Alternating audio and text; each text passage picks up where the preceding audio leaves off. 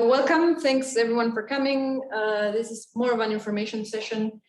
We wanted you from the direction and the Service de la Recherche to let you know what's going on with open access and specifically what are the initiatives that are currently available for you to publish in open access, and also present this concept of 360-degree support, because we're now reaching the end of our setup strategy. So when I was recruited in 2017 to set up this strategy and the policy and all the services that go around it.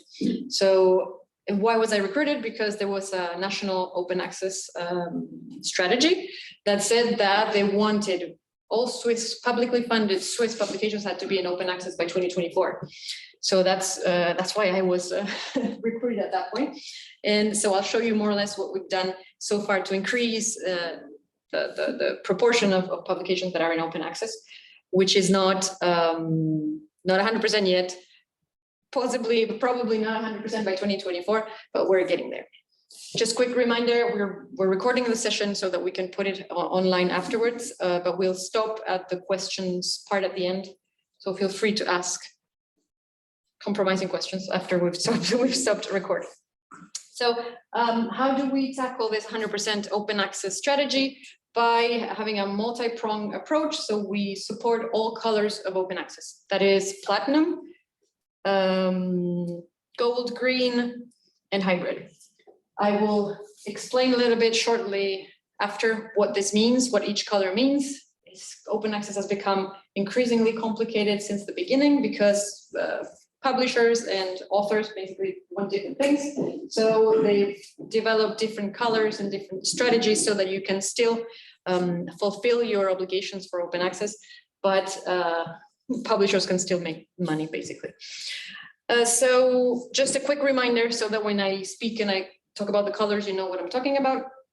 This is a quick summary of all different colors of open access. The conventional publishing route is the red one, is the one that you can see going upwards. So you have your submitted manuscript, the preprint. You have to remember also the names of the different manuscripts, the different versions. The preprint, you send it to a subscription or hybrid journal. They do the peer review, they accept it, they copy edit the article, and then you have the published version. Oui. Est-ce que j'arrive? Je ne suis pas sûre, parce que là, j'ai pas la souris. Attends, je vais faire comme ça. Voilà, 2 secondes, là, j'arrive. Puis je fais comme ça, et comme ça. Okay, parfait. Sorry. And that's the toll access. So that's the typical publication route where you have a closed article, and in order to access it, you need to have paid for the subscription or pay the individual article. Now you have all the other types of open access, which are the other 4 routes that are listed there. You can follow that same route and pay for individual article in what is called hybrid open access. That means that only individual articles in a journal that also has subscription articles are open. This is called hybrid because some of them are available to everyone and some of them are still closed behind a paywall. This is what we call hybrid, and it is immediate in paying. It's the blue arrow you can see from the red going down, because it's always the published version, it's the final version, and it is immediately available. This type of open access is very tricky because it means that if you're paying from your pocket or you're a funder, it means you are paying the publisher twice, because we've already paid for the subscription and then we're paying also for publication. So this is something that is not encouraged by us or funders, except when it is within the framework of an agreement, a read and publish agreement, for example. It's an agreement that says we pay for a license amount, and within that amount, we include a number of publishing articles. So in that case, we support it and we encourage you to do it. But after these licenses we run out of articles, then we don't support it anymore. The other route is gold open access, the one, the orange way on the bottom. It's the same process, same exact process, only that you do it in an open access journal, which is a journal that only publishes in open access. If you pay for an APC for publishing, APC article processing charge, if you pay for it, then that's called gold and it's immediate in paying. If you don't pay for an APC, then it's called platinum and it is immediate but free. So platinum is, if you wish, the most noble way of color of open access, in which neither the author nor the reader have to pay for the article. And the journals are just sustained by academies. The journals are subsidized so that they can run and publish without having to charge either the reader or the author. So these are different colors, so that now you know what I talk about. And a little overview to show you where we're going year after year. So this comes from the barometer, open access barometer this year. You see, we have a tendency, we are going towards the 100%, but we're still not there. So the gray part at the bottom is the closed publication. So in this graph, there's everything in there. There's articles, there's books, there's all types of publications from UNIL. So it's not that surprising. If you look at this, but only for articles, then it is lower. So we have higher open access uptake in articles than other types of publications, which makes sense because it's easier to publish open access with articles than with other publication types.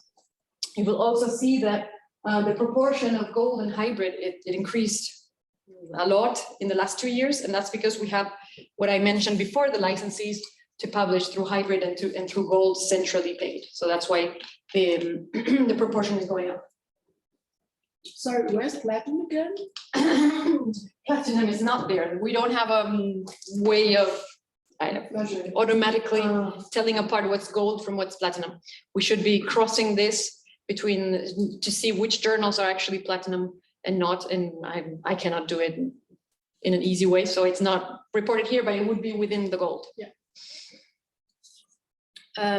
So what is our strategy after supporting mainly the green route?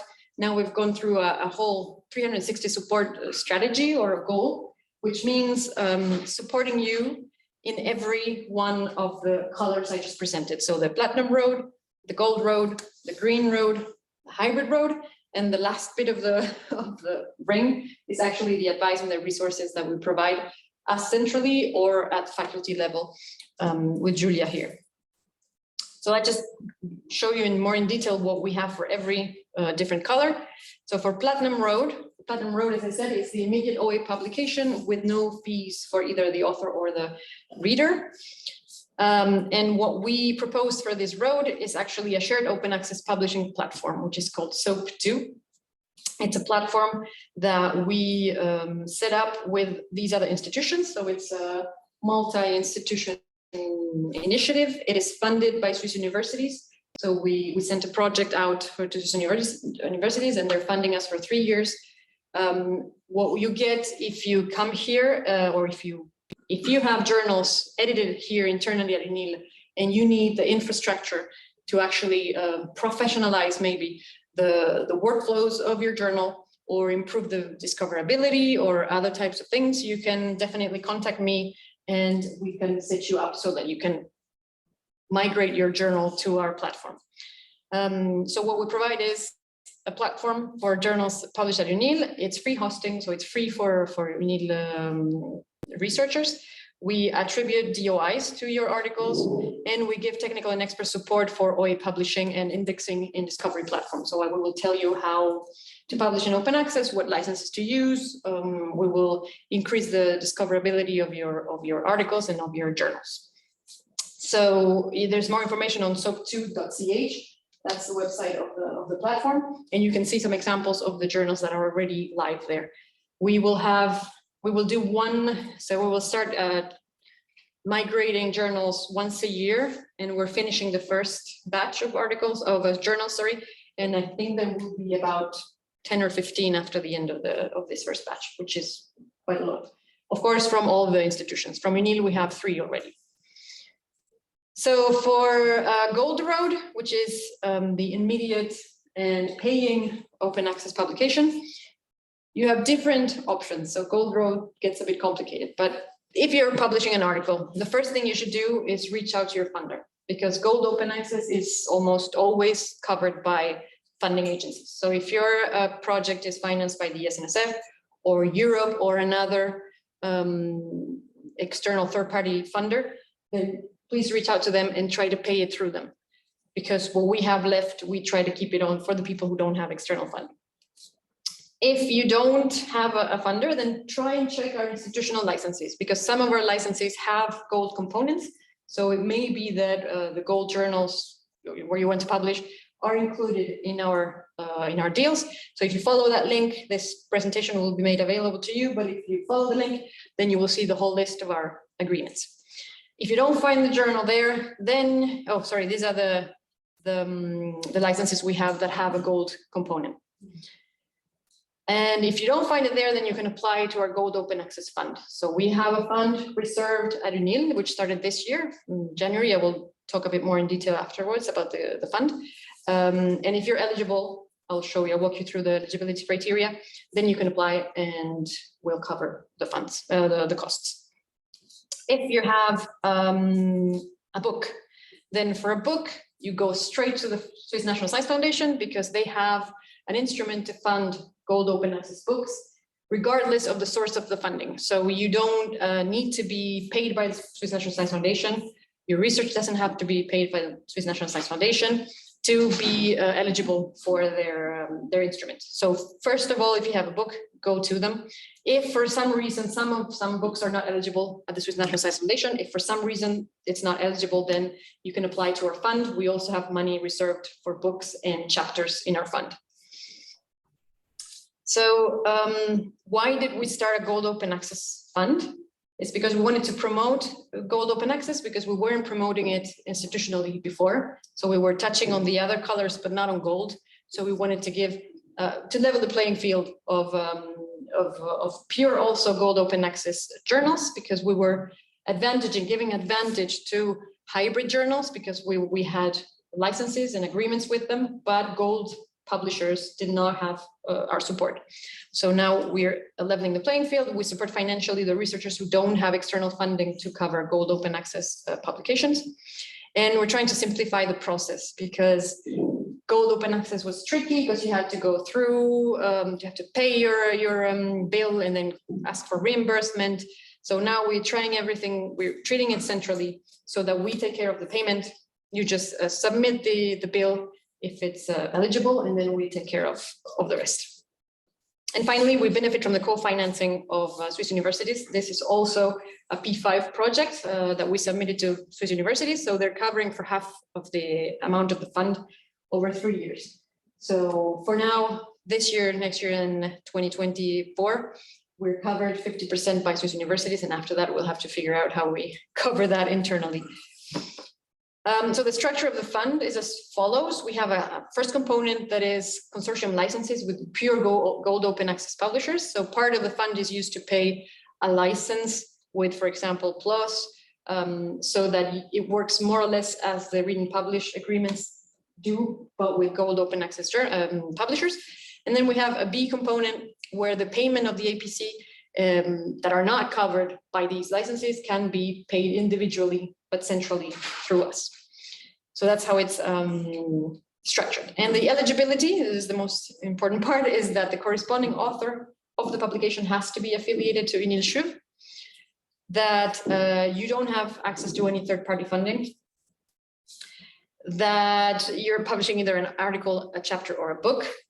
So basically all types of article publications are eligible. It's exclusively for Gold Open Access. So it has to be on a gold journal, or it has to be a gold book. 4 chapters, we can accept a gold chapter in a book that is otherwise closed, simply because there's less open access in that kind of publication. So we're trying to encourage as much as possible. So we accept that. And then the publication costs. So we have a cap of 2,500 francs excluding VAT for articles. So if your APCs are lower than 2,500 francs excluding APC, then they're eligible and we'll cover them. If they are higher than that, then the article becomes non-eligible. We cannot do partial payment of that invoice. For chapters and books, it's 5,000 francs, and we do make partial payments also. Again, because we're trying to encourage as much as possible books and chapters in open access. So the procedure, if you go to the open access website of UNIL, then you will go to the open access section at the top. And if you go to Soutien 360 Voix Dorée, then you will find the page that is dedicated to the fund. And at the bottom of the page, you will find a form that you can fill in, and then we'll receive that Remember, it has to be unpaid, the unpaid invoice, and then we receive it through that and we will take care of it. So that's for the gold part. For the green road, this is the road we started with. It's the delayed OA publication through self-archiving of a version in Serval in our repository. So this is our institutional repository. We've already invested a lot of resources and time on improving Serval so that it is more convenient for you to use, that it's easier to use, that you can work on your records even after you've deposited them. And the advantages of following this road, green road, which is the road we recommend, for example, when you're publishing through the closed road and you do not have licenses to go the hybrid way, then we recommend not paying hybrid cost outside of licenses or agreements and just follow the green road, which means you're going to deposit a version of the manuscript, either the post-print, so the accepted version, or the published version into our repository. And then depending on the publisher, you will have to respect a given amount of time during which the article cannot be accessed through the internet. This is something you can set in Serval, so you can put the article already there and set an embargo end date of whatever time you need, and then it will become open automatically after that date. So we have the advantages of the green road is that it's free, so you don't have to pay for the hybrid. It is compatible with, didn't translate that, with external mandates, so FNS, SNF, Europe, everyone will accept that, provided that you have short enough embargoes. And that you have visibility through the indexation of Serval in Google Scholar and Google. And of course, that we're safeguarding the production, the scientific production of the institution. So we have two main goals of Serval, one of which is safeguarding our I would say, intellectual production. And the second one is to give it more visibility and to allow you to comply with open access mandates through this road. There's a bunch of resources for open access. You have a lot of training videos. There's a course, there's short guides on copyright, which is a tricky issue. All of this you will find on the website, and I'll talk about it later. This is just to show you the increase in visibility of our publications in Serval. It's been increasing steadily this year, a bit less than the last, but we had more than 2.7 million downloads from Serval last year. And you have here a little bit of stats and the top 5 publications at UNIDESUV that were published in 2021 and that were the most downloaded, which is a very interesting stat I find, because we see most faculties, and because and because there's often there are publication types that are only original from UNIL. It's rarely articles that are here in this top 10. It's basically stuff we produce ourselves and you cannot find anywhere else that will be the most downloaded, like reports, thesis, master thesis, and that kind of stuff. So for the hybrid road, as I said, this is the immediate OA publication of an individual article in a subscription journal. We only support a hybrid when it's done through institutional read and publish agreements. For this, you can go to our website and you will see at the end of the Soutien 360, Accord OA, there's already there's of course an English version of this website, so you will find everything in English as well. And this is a table of all the agreements we have, the status of the agreement, and the list of the journals. So each agreement has, not each of them, but most of our agreements actually have a national quota. So we don't have an unlimited amount of articles we can publish. Therefore, once we reach that quota, then we cannot take them anymore. This is clearly indicated in the table with the green active or non-active column on status. And so before you're publishing, just go check if the license is still valid or if it's run out for the year. And also you can see in the last column, there's always, when applicable, there's the list of journals that are included in the agreements, because most of the time it's not the whole portfolio of journals that is included, it's just a subset. So you can go and check if your journal is included in the agreement, and then if it is, you will be prompted after after acceptance to fill in a form, and then if you indicated that form that you're affiliated with us, then we will receive a request of validation, and we'll validate it, and then everything will be covered centrally. You won't have to pay any forms, any bills, or fill any forms. So it's still the easiest route, actually, sadly. So yeah, you can check the status, check the list, and it's done centrally, so you don't have to deal with anything else. A fair question is, how do I know if my journal is hybrid or if it's gold? So to know which road I have to go and what kind of help I can get from the institution. Two easy questions is, does the journal publish only in open access? And if it does, then it's probably a gold journal, or is the journal listed in the directory of open access journals? So doag.org is a directory where not all, but most open access journals are listed. So you can go see if your journal is there. If it is there, we will accept it. If it's not there, we will check the journal and decide on a case-by-case basis. So the last section of the ring is the advice and resources. The website is the main resource space. So if you need any information about open access, you can go to our Open Science website and go into the open access section. And here you will find all of the information I just gave you is in there. You also have Papago, which is actually a little tool that you will find on the website, which is a personalized assistant that will give you advice based on your specific situation. So what you do is you answer 3 or 4 questions that will pop up here under the little parrot. You will answer questions regarding who's your funding agent, when did you publish, what type of publication is it, when did you publish, did you already assign your rights or not? And then after you've answered all those questions, it will generate an information sheet that is tailored to your specific situation. So you will have that sheet on the left that says what your situation is, what your obligations are, what your funding opportunities are for that specific situation, and what your rights are in blue at the bottom. And then you also have a glossary in the same scheme I showed you before to help you navigate the waters of open access. So that is a little tool you can test, you can use and try to find your situation. If you still have doubts, of course, you can contact us afterwards.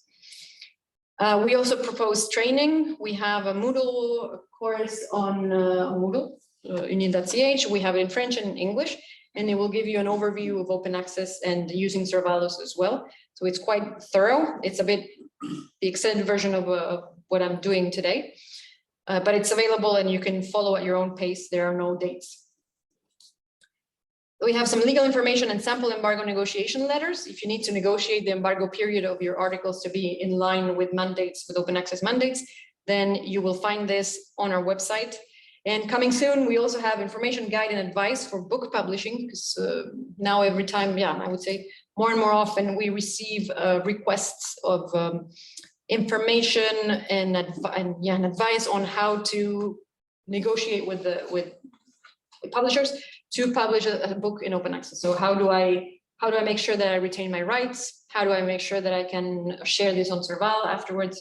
So we want to prepare a little guide and some sample clauses that you can use to negotiate with your publisher, just to make sure that your book can be shared online if it's not like pure gold, and then that's the easy route. So that will be available soon. And last but not least, you have a faculty specialist on the same page on contacts. On the contacts tab, you will have our central contacts, which is me and my colleagues for open data. And then afterwards, you have the details of your faculty contact who deals with this stuff and other stuff at your faculty. And for HEC, it's Julia. So maybe, yeah, sure.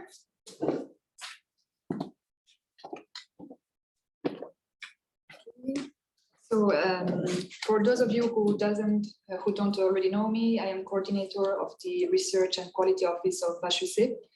And when it comes to publications, so here at HEC, what I do is that I give support for example, Serval, when you need to enter publications in Serval. And when it comes to open access, I can already give some information about the different routes where you can find the information resources.